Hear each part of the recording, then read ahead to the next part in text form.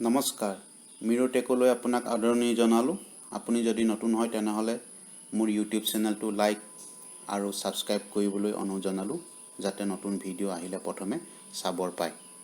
ইয়াৰ আগৰ ভিডিঅ'টোত কেনেকৈ ই-ইলা এপছটো ডাউনলোড কৰিব পাৰি আৰু ইউজাৰ আইডি আৰু পাছৱৰ্ড দি কেনেকৈ খুলিব পাৰি মই তাক দেখুৱাইছিলোঁ। আজি এই ভিডিঅ'টোত ই-ইলা এপ্লিকেশ্যনৰ দ্বাৰা মডুল 1ৰ পাঠ্যক্ৰম কোনটো প্ৰশ্নৰ কোনটো উত্তৰ আৰু ইয়াক কেনেকৈ বাছি উলিয়াব পাৰি তাকে মই এই ভিডিঅ'টোৰ জৰিয়তে দেখুৱাম। আমি এতিয়া এণ্ড্ৰইড মোবাইলত স্ক্ৰীনত থকা ই-ইলা এপছত আমি টাচ কৰিলে এনেকুৱা এখন স্ক্ৰীন দেখিবলৈ পাম, য'ত ইয়াত ছবিটোত অসম্পূৰ্ণ বুলি লিখা থাকিব আৰু স্ক'ৰ 0 বুলি লিখা থাকিব।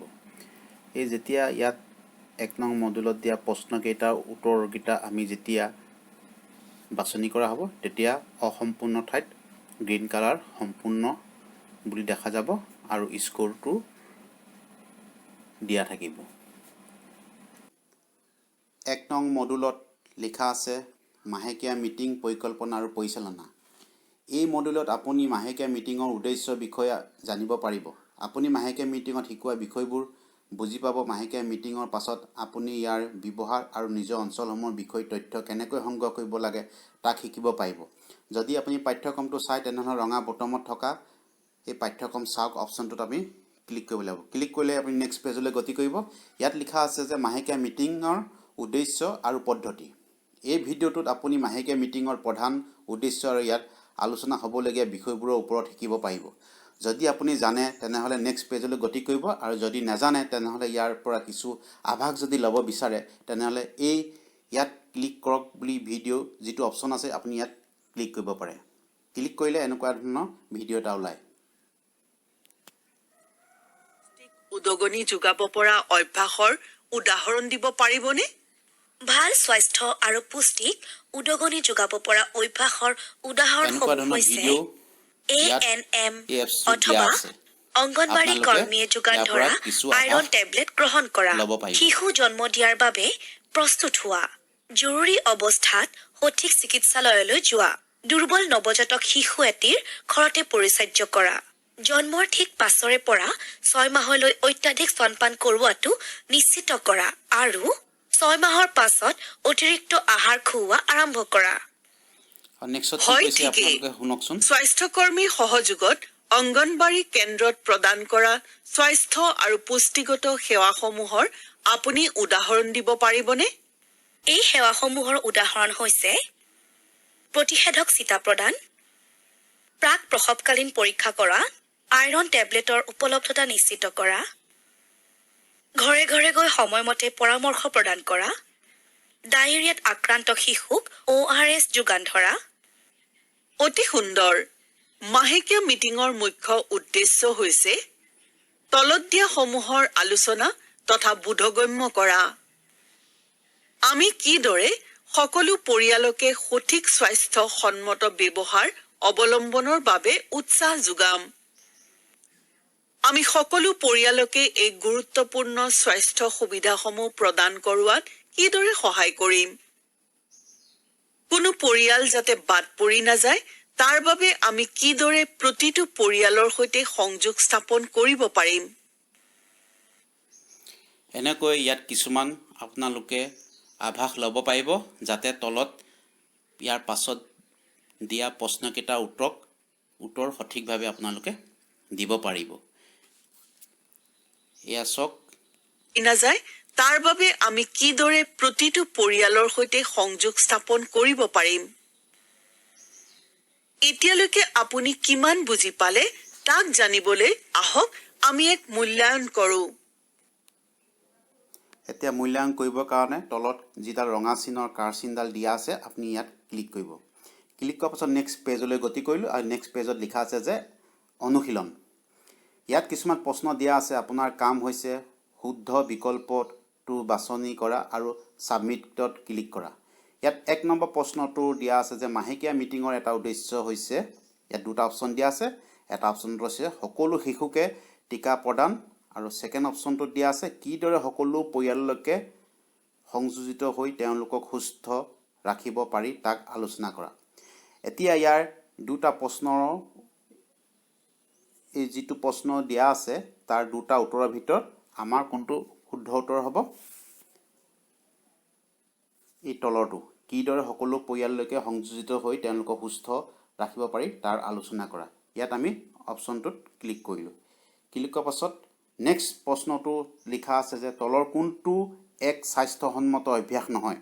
ইয়াত তিনিটা প্ৰশ্ন, ইয়াত উত্তৰ তিনিটা দিয়া আছে। এটা হৈছে টিকা প্ৰদান, 2 নম্বৰটো হৈছে শিশু জন্ম দিয়াৰ বাবে প্ৰস্তুতি, আৰু 3 নম্বৰ হৈছে নৱজাতকটি প্ৰি লেক্ট্ৰিয়েল যেনে চেনি, পানী, মৌ আদি দিয়া।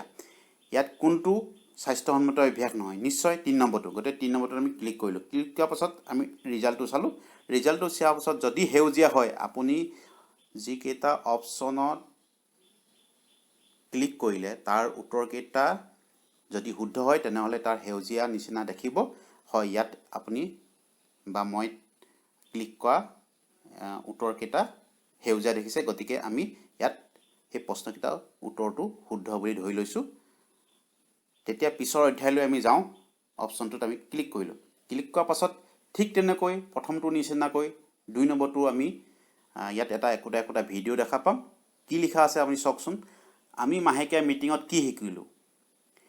আমি মাহেকীয়া মিটিঙত কি শিকোঁ ইয়াত এটা দি দিয়া আছে যে এই ভিডিঅ'টোত আপুনি মাহেকীয়া মিটিঙত আলোচনা কৰা সমস্যাবোৰ আৰু শিকিবলগীয়া নতুন বস্তুবোৰ জানিব পাৰিব।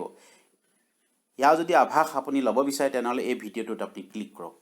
ক্লিক কৰাৰ পাছত এই ছবিখনত কি দেখুওৱা হৈছে আপুনি ক'ব পাৰিবনে? এই ছবিখনত শিশু এটিৰ জীৱনৰ প্ৰথম অৱস্থা দেখুওৱা হৈছে। সম্পূৰ্ণ শুদ্ধ।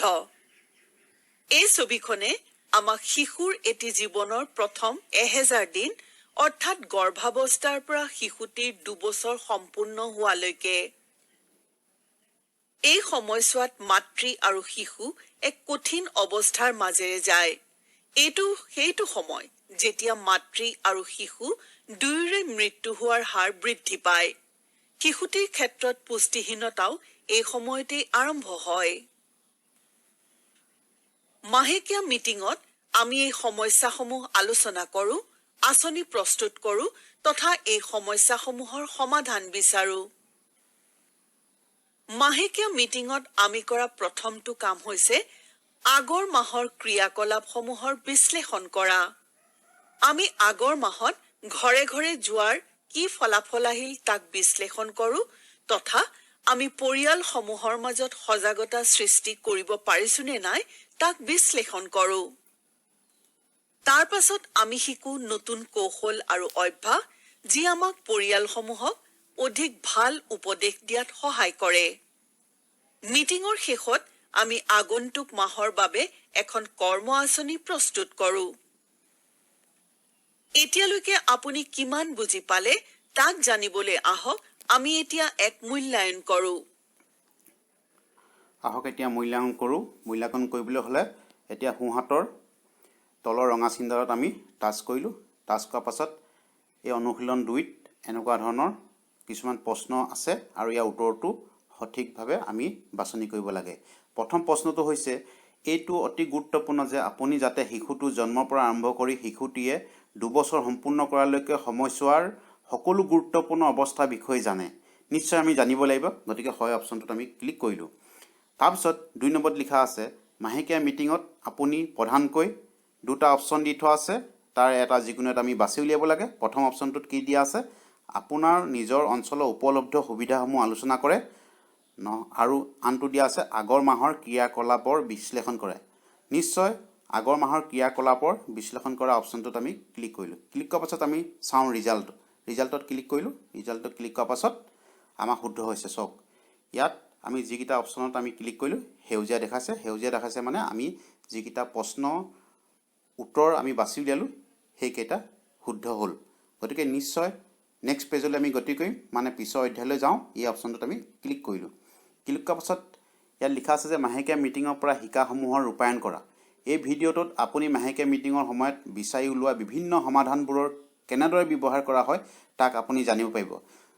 যদি আপুনি জানে তেনেহ'লে ভিডিঅ'টো নাচালেও হয়, আৰু যদি নাজানে বা কিছু আভাস আপুনি ল'ব বিচাৰে তেনেহ'লে এই ভিডিঅ'টোত আপুনি ক্লিক কৰক। বাইদেউ, আপুনি কৈছিল যে মাহেকীয়া মিটিঙৰ সময়ত আমি বিভিন্ন সমস্যাসমূহৰ সমাধান বিচাৰো। কিন্তু আমি সেই সমাধানসমূহৰ ব্যৱহাৰ কিদৰে কৰিম? এইটো এটা অতি ভাল প্ৰশ্ন। আমাৰ চেষ্টা এখন মিটিঙতে শেষ নহয়। ইয়াৰ বাবে কাম সেই মাহেকীয়া মিটিঙতে আৰম্ভ হয়। মিটিঙৰ পাছত আমি গোটেই মাহ লোকসকলে যাতে স্বাস্থ্য আৰু পুষ্টিৰ সেৱা লাভ কৰে তাৰ বাবে প্ৰয়াস কৰোঁ। আপুনি বহু ক্ষেত্ৰত এই চেষ্টাত সফলো হ'ব, কিন্তু কেতিয়াবা আপুনি কিছু জটিলতাৰো সন্মুখীন হ'ব পাৰে। জটিলতাৰ সন্মুখীন হ'লেও আপুনি নিৰাশ হ'ব নালাগে। আপোনাক সহায় কৰিবলৈ বিভিন্ন স্তৰত বহুতো মানুহ আছে।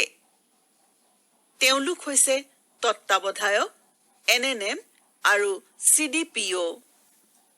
একেলগে আমি সমাধান বিচাৰিম আৰু সফল হ'ম। এতিয়ালৈকে আপুনি কিমান বুজিলে তাক জানিবলৈ আহক, আমি এটা মূল্যায়ন কৰোঁ। এতিয়া মূল্যায়ন কৰিবলৈ হ'লে তলৰ কাৰ চিনডালত আমি ক্লিক কৰিলোঁ। ক্লিক কৰাৰ পিছত এনেকুৱা এটা পেজ দেখিলোঁ, যাক অনুশীলন 3 বুলি নাম দিয়া হৈছে। ইয়াত দিয়া প্ৰশ্নকেইটাৰ শুদ্ধ উত্তৰকেইটা আমি বাছি উলিয়াম। ইয়াত প্ৰথম প্ৰশ্নটো দিয়া আছে, আপুনি ধনাত্মক ব্যৱহাৰৰ বাবে উৎসাহ যোগাবলৈ কৰা আপোনাৰ চেষ্টাত বেছিভাগ ক্ষেত্ৰতে সফল হ'ব, কিন্তু কেতিয়াবা আপুনি কিছু জটিলতাৰো সন্মুখীন হ'ব পাৰে। হয়, গতিকে হয় অপশ্যনটোত আমি ক্লিক কৰিলোঁ। তেতিয়া লিখা আছে যে নেক্সট প্ৰশ্নটোত লিখা আছে, এগৰাকী অংগনবাড়ী কৰ্মীৰ দায়িত্ব মাহেকীয়া মিটিঙত বিভিন্ন সমস্যা সমাধান বিচৰাতে সীমাবদ্ধ। হয় নে নহয়? এইটো নিশ্চয় নহয়। গতিকে নহয় অপশ্যনটো ক্লিক কৰিলোঁ। তাৰ ৰিজাল্টত আমি ক্লিক কৰাৰ পাছত হয়, আমি বাছি উলিওৱা উত্তৰকেইটা শুদ্ধ বুলি বিবেচনা হ'ল। গতিকে নেক্সট পেজলৈ আমি গতি কৰিলোঁ। পিছৰ অধ্যায়লৈ যাওক অপশ্যনটোত আমি ক্লিক কৰিলোঁ। ক্লিক কৰাৰ পাছত এনেকুৱা ধৰণৰ আমি ভিডিঅ' দেখিলোঁ। এই ভিডিঅ'টোৰ পৰা আমি কিছু আভাস লওঁ আহক। আপুনি এতিয়া জানিলে যে আমাৰ মাহেকীয়া মিটিঙৰ এটা উদ্দেশ্য হৈছে প্ৰতিজনে যাতে অংগনবাড়ী সেৱা লাভ কৰে তাৰ বাবে সহায় কৰা। আপুনি ক'ব পাৰিবনে এইটো আমি কিদৰে সম্পন্ন কৰিব পাৰিম? মানুহৰ মাজত সজাগতা সৃষ্টি কৰি, প্ৰতিঘৰ মানুহত সোমাই তথা তেওঁলোকক এই সুবিধাসমূহৰ বিষয়ে বিৱৰণ প্ৰদান কৰি। এইটো কৰিবলৈ প্ৰথমে আমি আমাৰ অঞ্চলৰ সকলো পৰিয়ালৰ বিষয়ে জানিব লাগিব, বিশেষকৈ যিসকলক আমাৰ সেৱাসমূহৰ খুবেই প্ৰয়োজন। সেয়ে আমি তলৰ পইণ্টসমূহত ধ্যান দিব লাগিব। আপোনাৰ অঞ্চলটোৰ সঠিক সীমা বিচাৰি উলিওৱা। যিসমূহ গাঁৱত এটাতকৈ বেছি অংগনবাড়ী কেন্দ্ৰ আছে, তেনে ক্ষেত্ৰত আপোনাৰ অঞ্চলটোৰ সীমা সঠিক ৰূপে বিচাৰক। সেই তলাসমূহৰ বিষয়ে সন্ধান কৰক, য'ত কেৱল পিছপৰা জাতি জনজাতি বাস কৰে। সেই তলাসমূহৰ বিষয়ে সন্ধান কৰক, য'ত কেৱল সংখ্যালঘু লোক বাস কৰে। সেই তলাসমূহৰ বিষয়ে সন্ধান কৰক, যিসমূহ কোনো অংগনবাড়ী কেন্দ্ৰৰ অধীনত নপৰে। আপোনাৰ অঞ্চলৰ এখন মানচিত্ৰ তৈয়াৰ কৰক। প্ৰতিটো ঘৰক এটা ক্ৰমিক নম্বৰ দিয়ক। সন্ধান কৰক শেষৰবাৰ সেই পৰিয়ালসমূহত কেতিয়া এটা ছাৰ্ভে কৰা হৈছিল। এখন আপডেটেড ছাৰ্ভে ৰেজিষ্টাৰ ৰাখক। এই ৰেজিষ্টাৰত লিপিবদ্ধ পৰিয়ালৰ নম্বৰ সেই মানচিত্ৰৰ নম্বৰৰ সৈতে একে হোৱাটো বাঞ্ছনীয়। বাইদেউ, যদি আমাৰ ছাৰ্ভে ৰেজিষ্টাৰ নাথাকে, তেন্তে আমি আমাৰ অঞ্চলৰ তথ্য কিদৰে সংগ্ৰহ কৰিম? যদি আপোনাৰ ছাৰ্ভে ৰেজিষ্টাৰ নাথাকে, সকলো তলা, সামাজিক ঠাই আৰু ৰাস্তা দেখুৱাই এখন মানচিত্ৰ তৈয়াৰ কৰক। এই মানচিত্ৰ আৰু ডাটা ট্ৰান্সফাৰ তালিকাখন লওক আৰু আপোনাৰ অঞ্চলৰ প্ৰতিটো ঘৰলৈ যাওক। প্ৰতিটো পৰিয়ালকে এটা ক্ৰমিক নম্বৰ দিয়ক। মানচিত্ৰখনত প্ৰতিটো ঘৰৰ বাবে এটি বৰ্গাকাৰ বাকচ আঁকক আৰু ঘৰটিৰ নম্বৰ সেই বাকচত লিখক। ঘৰখনত যদি কোনো গৰ্ভৱতী মহিলা আছে, তেন্তে তেখেতৰ LMP সোধক আৰু EDD উলিয়াওক। ডাটা ট্ৰান্সফাৰ তালিকাৰ যিটো মাহৰ গ্ৰিডত মহিলাগৰাকীৰ EDD পৰিছে, সেই গ্ৰিডত মহিলাগৰাকীৰ নাম আৰু EDD লিখক। কোনো ঘৰত যদি এবছৰ তলৰ এটি শিশু আছে তেন্তে শিশুটিৰ জন্ম তিথি সোধক। ডাটা ট্ৰান্সফাৰ তালিকাৰ যিটো মাহৰ গ্ৰিডত শিশুটিৰ জন্ম তিথি পৰিছে সেই গ্ৰিডত শিশুটিৰ নাম লিখক। পৰিয়ালটিৰ ক্ৰমিক নম্বৰ লিখক। গৰ্ভাৱস্থাৰ ৰেজিষ্টাৰ পৰীক্ষা কৰক আৰু সেই মহিলাসকলৰ নাম বিচাৰক যিসকলৰ নাম এতিয়াও ডাটা ট্ৰান্সফাৰ তালিকাত লিখা হোৱা নাই। তেনে মহিলাৰ নাম ডাটা ট্ৰান্সফাৰ তালিকাত লিখক। তাৰোপৰি প্ৰতিষেধক চিটা প্ৰদান কৰাৰ ৰেজিষ্টাৰ পৰীক্ষা কৰক আৰু সেই শিশুসকলৰ নাম বিচাৰক যিসকলৰ নাম এতিয়াও ডাটা ট্ৰান্সফাৰ তালিকাত লিখা হোৱা নাই। তেনে শিশুৰ নাম ডাটা ট্ৰান্সফাৰ তালিকাত লিখক।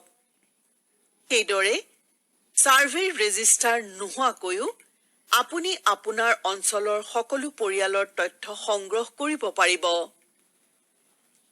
এতিয়ালৈকে আপুনি কিমান বুজি পাইছে তাক জানিবলৈ আহক আমি এটি মূল্যায়ন কৰোঁ। এতিয়া মূল্যায়ন কৰিবৰ কাৰণে তলৰ ৰঙা চিন দিয়া কাঁড় চিনডালত আপুনি টাচ কৰিব লাগিব। টাচ কৰাৰ পাছত 4 নম্বৰ অনুশীলনত এইকেইটা প্ৰশ্ন দিয়া আছে তাৰে শুদ্ধ উত্তৰটো আপুনি বাছি উলিয়াব লাগে। তলৰ কোনটো বিবৃতি শুদ্ধ? 1 নম্বৰত দিয়া আছে আপুনি আপোনাৰ অঞ্চলৰ সকলো পৰিয়ালকে জনাটো উচিত। আপুনি 2 নম্বৰতে লিখা আছে আপুনি সেইসমূহ পৰিয়ালকহে জনা উচিত য'ত গৰ্ভৱতী মহিলা আছে। নিশ্চয় দ্বিতীয়টো নহয়, গতিকে প্ৰথমটো হয়। প্ৰথমটো অপশ্যনত আমি ক্লিক কৰিব লাগিব। তাৰপিছত 2 নম্বৰ প্ৰশ্নটোত লিখা আছে এবছৰতকৈ তলৰ শিশুৰ কি তথ্য আপুনি ছাৰ্ভে ৰেজিষ্টাৰত লিপিবদ্ধ কৰিব? শিশুটিৰ জাতি আৰু ভাই ভনী সংখ্যা কৰিবনে নে শিশুটিৰ জন্মতিথি কৰিব? নিশ্চয় শিশুটিৰ জন্মতিথি। গতিকে ইয়াৰ অপশ্যনটোত ক্লিক কৰিলে, ক্লিক কৰাৰ পাছত ৰিজাল্টত আপুনি ক্লিক কৰিলে, ক্লিক কৰাৰ পাছত আপুনি বিচৰা শুদ্ধ উত্তৰটো যে শুদ্ধ, গতিকে ইয়াত সেউজীয়া ৰঙেৰে আখৰকেইটা কৰিব। গতিকে নেক্সট পিছৰ অধ্যায়লৈ আমি যাব লাগিব। গতিকে পিছৰ অধ্যায়লৈ যাওক অপশ্যনটোত আমি ক্লিক কৰিলোঁ। ক্লিক কৰাৰ পাছত আমি দেখিম যে আমাৰ যিকেইটা প্ৰশ্ন এই প্ৰথম মডুলটোত দিয়া আছে এটাকেইটা প্ৰশ্নৰ উত্তৰ আমি শুদ্ধভাৱে বিচাৰ কৰিছোঁ। গতিকে ইয়াত লিখা আছে যে 1 নম্বৰ মডুলত যিকেইটা